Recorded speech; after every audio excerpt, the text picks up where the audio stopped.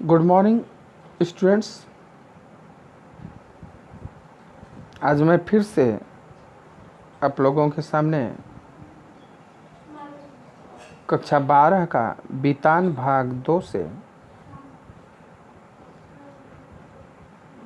पहला चैप्टर मनोहर श्याम जोशी का लिखा हुआ सिल्वर बेडिंग का तीसरा भाग वीडियो लेकर के उपस्थित हुआ हूँ। पहले भाग में आपने मनोहर श्याम जोशी का जीवन परिचय तथा कुछ अंश देखा। दूसरे भाग में आपने अभी तक सुना है कि किस प्रकार से यशोधर बाबू का अपने बच्चों से और पत्नी से मतभेद होता है, जिस कारण वो घर जल्दी नहीं जाना चाहते हैं। 5 बजे ऑफिस छूटने के बाद भी वो 8 बजे घर पहुंचते हैं, मंदिर में जाकर के प्रवचन सुनते हैं और घर जब जाते हैं तो उनके बच्चे उन पर गुस्सा करते हैं कि अभी आप बूढ़े थोड़े हो गए हैं कि रोज़ मंदिर जाएंगे। बच्चे बात बात पर इनसे बहस करते हैं, जो कि इन्हें अच्छा नहीं लगता है। पत्नी भी बच्चों का साथ देती है। वो भी भले ही आधुनिक नहीं थी, मॉडर्न नहीं थी, लेकिन बच्चों का साथ देते देते वो भी मॉडर्न हो गई थी और बच्चों से बात बात करती थी कि ये मुझसे वो सारे नियम करवाते थे जो कि इन्हें इनकी बुढ़िया ताई के लिए थे। वो सारे नियम मैं भी पालन करती थी। यहाँ तक आपने दूसरे भाग वीडियो में देखा है। अब आज यहाँ से देखेंगे कि बच्चे उससे सहानुभूति व्यक्त करते हैं। किससे? उनकी पत्नी से। फिर वह यशोधर जी से उन्मुख होकर कहती हैं, तुम्हारी ये बाबा आदम के ज़माने की बातें मेरे बच्चे नहीं मानते तो इसमें उनका कोई कसूर नहीं है। कहती हैं भाई तुम्हारी जो बातें हैं वो मैंने मान ली, वो बहुत है। अब मेरे बच्चे अगर नहीं मानते तो उसमें उनका कोई दोष नहीं है, उनको मनवाने बनी।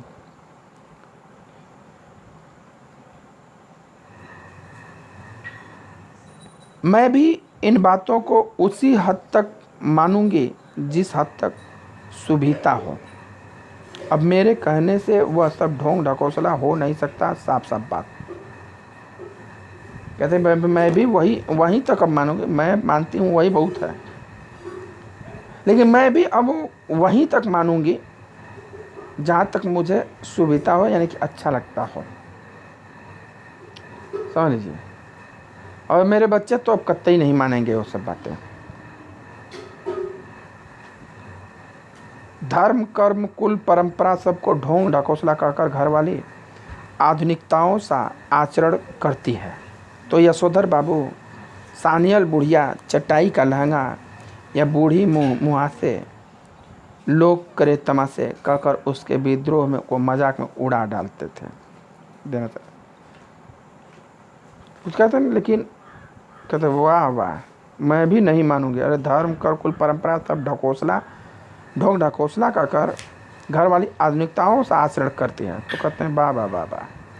सानियाल बुढ़िया चटाई का लहंगा। सानियाल बुढ़िया है कि जो बाल है सन की तरह सफ़ेद हो गए हैं और चटाई का लहंगा बनवाने का चली है, अब लहंगा बनेगा। या बूढ़ी मुहासा जो निकलता है, वो जो यंग लोग होते हैं उन्हीं के मुंह पर निकलता है, बूढ़े लोगों के मुंह पर मुहासा नहीं निकलता है।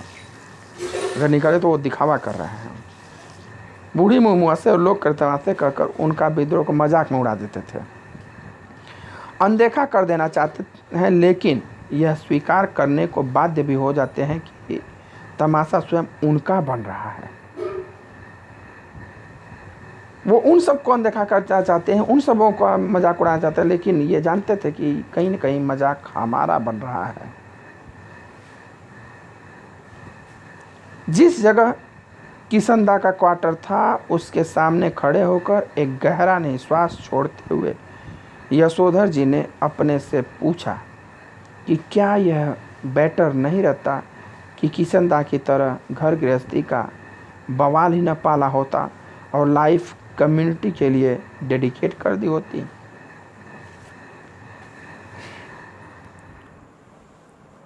इस समय वहाँ खड़ा थे जहाँ के किशनदा का क्वार्टर था। तो ये सब पत्नी बच्चों की बातें सुन करके वो कहते थे क्या ये अच्छा नहीं होता कि मैं भी किशनदा की तरह ही कुंवारे ही रहता, शादी नहीं करता और अपनी पूरी लाइफ कम्युनिटी के लिए यानी समुदाय के लिए अपने समर्पित कर देता।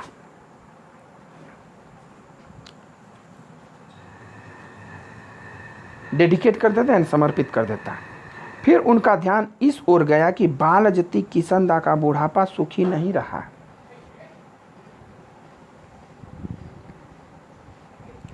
फिर वो सोचे कि किशनदा का बालजती यानी कि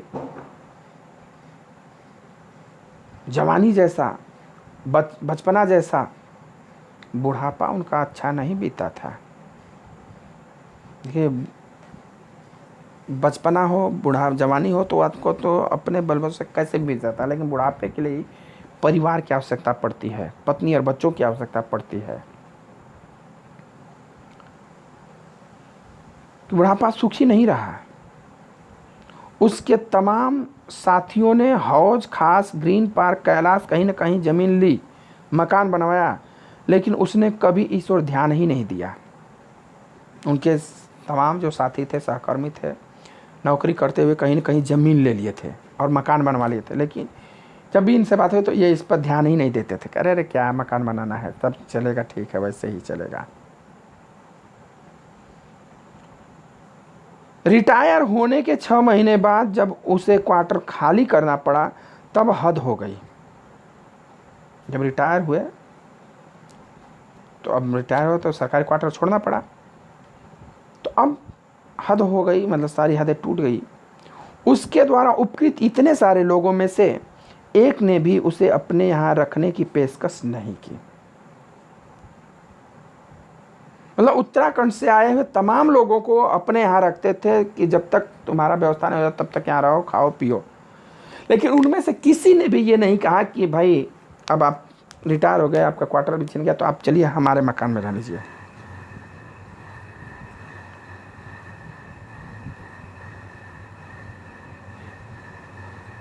स्वयं यशोधर बाबू उसके सामने ऐसा कोई प्रस्ताव नहीं रख पाए, क्योंकि उस समय तक उनकी शादी हो चुकी थी और उनके 2 कमरों के क्वार्टर में 3 परिवार रहा करते थे।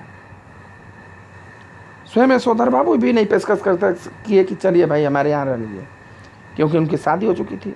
अब उस 3 परिवार, एक परिवार इनका और 2 परिवार ताऊ के बहू बेटे रहते थे 3 क्वार्टर के रूम में ही, जगह भी नहीं बचा था, और घर जाते तो पत्नी किचकिच भी करती, जगह भी नहीं था, इसलिए उन्होंने खुद ऑफर नहीं किया कि आप हमारे साथ ही आकर के रहिए।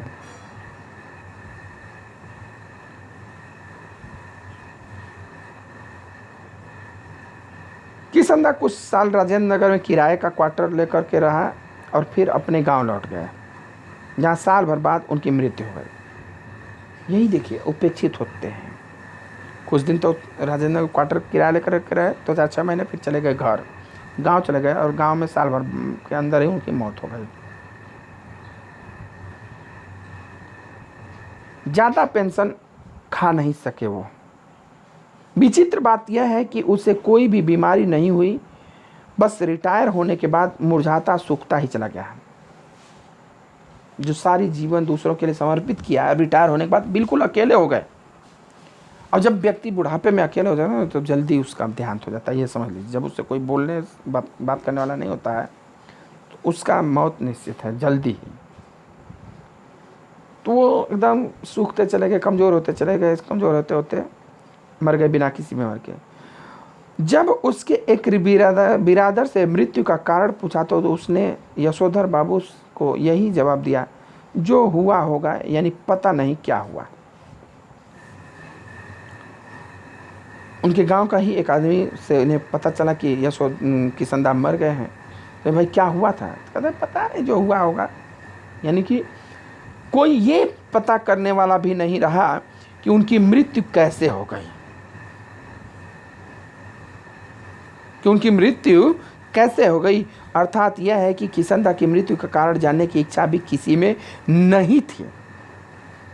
जिनका परिवार नहीं है, जिनका बाल बच्चे नहीं है, कि मृत्यु भी कैसे हो जाती है ये कोई भी जानने बताने वाला भी नहीं रहता है।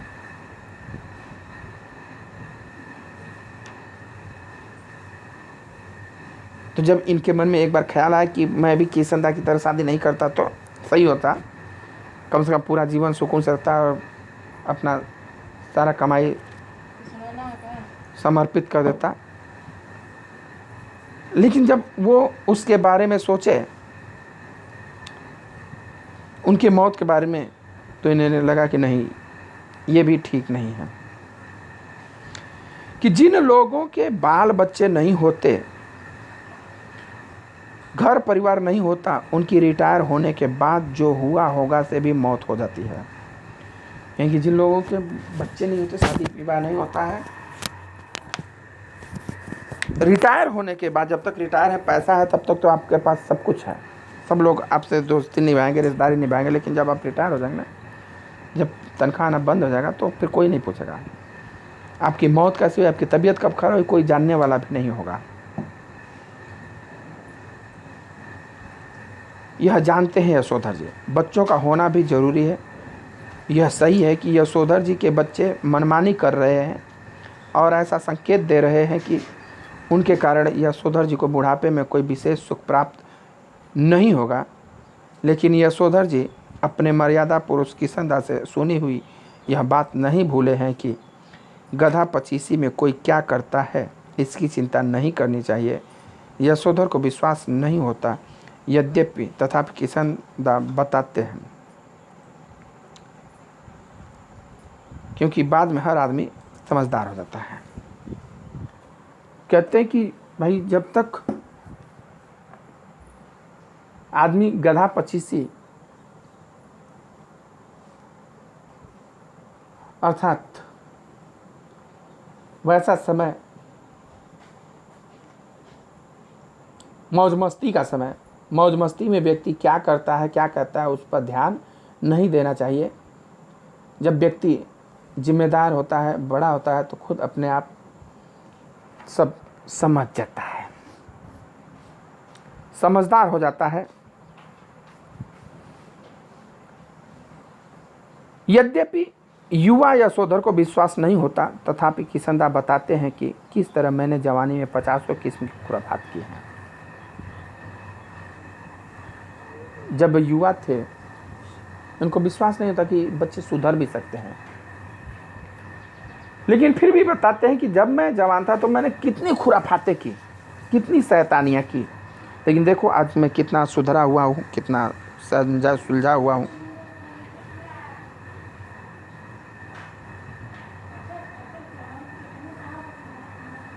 बताते हैं कि ककड़ी चुराना, गर्दन मोड़ के मुर्गी मार देना, पीछे की खिड़की से कूदकर सेकेंड शो सिनेमा देख आना, कौन कर्म ऐसा है जो तुम्हारे इस किशन दा ने नहीं कर रखा है। जब मैं छोटा था तो बहुत सताने लगा, किसी का ककड़ी तोड़ लेना, किसी का अमरूद तोड़ लेना, किसी का आम तोड़ना, किसी की मुर्गी झपट देना। स्कूल गए तो खिड़की से कूद करके फिल्म देखने चले जाना। कौन सा काम हम नहीं किए हैं। जिम्मेदारी सर पर पड़ेगी तब सब अपने ही आप ठीक हो जाएंगे। यह भी किशन दा से विरासत में मिला हुआ एक फिक्रा है। कह रहे हैं कि देखो जब जिम्मेदारी पड़ेगी ना तो सब अपने आप सुधर जाएंगे।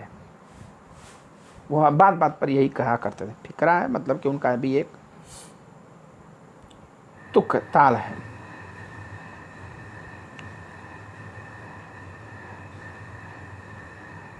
जिसे यशोधर बाबू अक्सर अपने बच्चों के प्रसंग में दोहराते थे। उन्हें कभी कभी लगता कि अगर मेरे पिता तब नहीं गुजर गए होते जब मैं मैट्रिक में था, तो शायद मैं भी गधा पचीसी के लंबे दौर से गुजरता। कह रहे कि अगर मेरे पिता का भी देहांत जल्दी नहीं हो गया था तो मैं भी शायद मौज मस्ती में ही समय बिताता।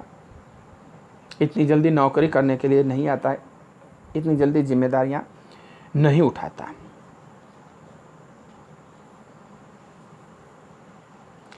जिम्मेदारी सर पर जल्दी पड़ गई तो जल्दी ही जिम्मेदार आदमी भी बन गया। जब तक बाप है तब तक मौज कर लें। यह बात यशोधर जी कभी कभी तंजिया कहते हैं। कहते हैं जिम्मेदारी पड़ गई इसलिए मैं जल्दी जिम्मेदार हो गया।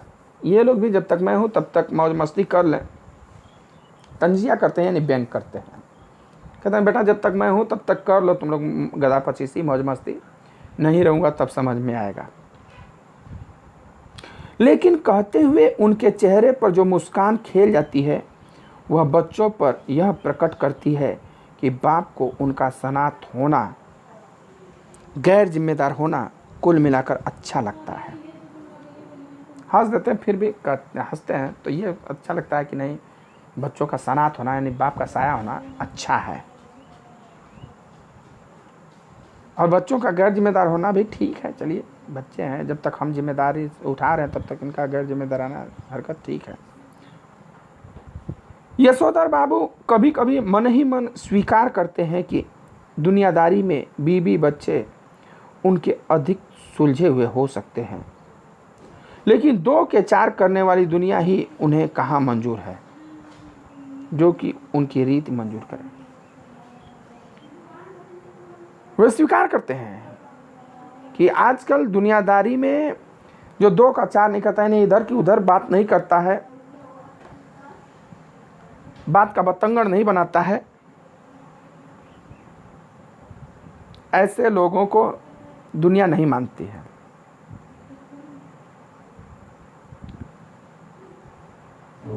मानते हैं कि उनके बीवी बच्चे ज़्यादा सुलझे हुए हैं, वो अपने आप को समय के अनुसार बदल लेते हैं। जो अपने आप को समय के अनुसार बदल ले वही सुलझा हुआ व्यक्ति कहलाता है। तो उनकी पत्नी उनके बच्चे समय के अनुसार बदल लिए हैं, उनकी पत्नी बदल ली है, इसलिए उनका बच्चों के साथ मतभेद नहीं होता है। ये नहीं बदल पा रहे हैं तो मतभेद होता है, लेकिन इन्हें बदलना मंजूर नहीं है, ये इनके रीति रिवाज में नहीं है।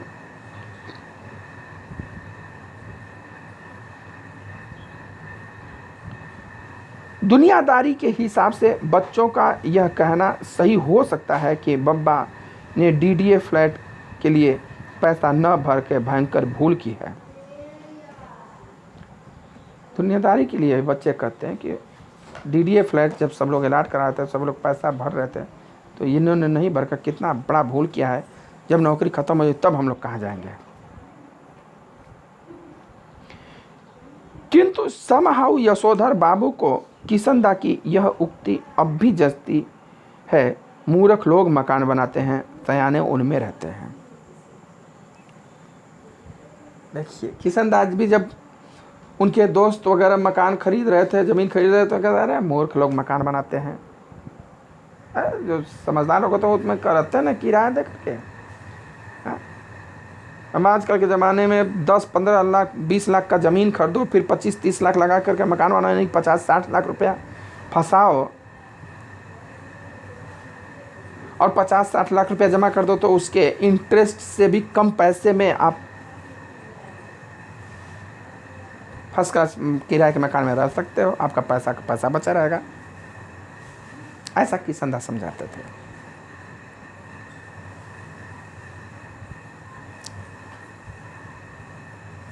सयाने उनमें रहते हैं, समझदार उनमें रहते हैं। जब तक सरकारी नौकरी तब तक सरकारी क्वार्टर, भाई जब तक सरकारी नौकरी है तब तक सरकारी क्वार्टर है। रिटायर होने के बाद गांव का पुश्तैनी घर है, बस भाई जब तक नौकरी है सरकारी क्वार्टर है, रिटायर होंगे तो चलेंगे गांव में हम लोग, सरकारी घर है, पुश्तैनी अपना मकान है, वहीं चल करके रहेंगे। पैतृक संपत्ति है ना, पैतृक ज़मीन है, पैतृक मकान, वहाँ बना करके रहेंगे, यहाँ आने की क्या ज़रूरत है।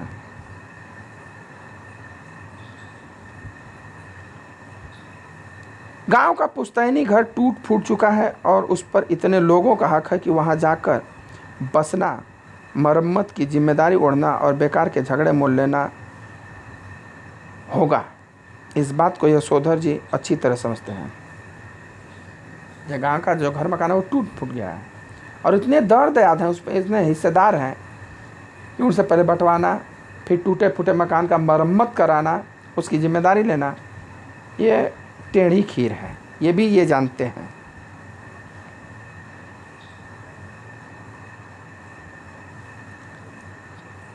बच्चे बहस में जब यह तर्क दोहराते हैं तब उनसे कोई जवाब देते नहीं बनता। बच्चे बहस में कहते हैं कि जाएंगे तो वहाँ ताऊ के बच्चे बेटे कब्जा किए हैं, चाचा के बेटे कब्जा किए हैं, चाचा कब्जा किए हैं, ये कब्जा किए हैं, उनसे हिस्सा लीजिए, फिर टूटे फूटे मकान को बनवाइए, कितना टेढ़ी है। तो ये भी उस समय इनका भी जवाब नहीं सोचता है।